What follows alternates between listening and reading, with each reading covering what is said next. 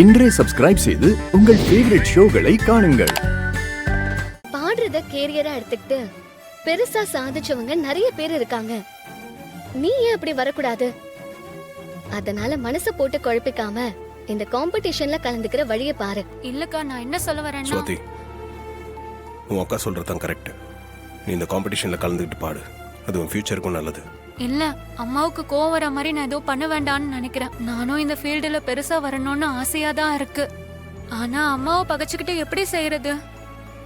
இப்போ உனக்கு பிரச்சனை உன் அம்மா தானா? அவங்ககிட்ட பேசி நான் சம்மதிக்க வைக்கிறேன். அதுக்காக நீ பாடாம இருக்காத. இந்த மாதிரி திறமெல்லாம் சில பேருக்கு தான் வரமா கிடைக்கும்.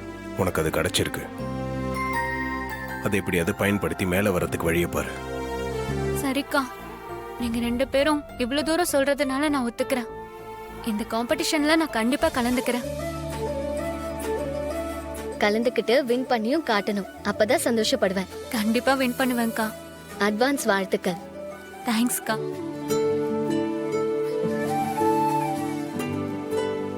தேங்க்ஸ். எதுக்கு? என் தங்கச்சிய மோட்டிவேட் பண்ற விதமா பேசுனல்ல, அதுக்குதான். சுவாதிக்கு நல்ல திறமை இருக்கு. அவளை என்கரேஜ் பண்றதுக்காக தான் அப்படி பேசினேன். மற்றபடி எதுவும் இல்லை.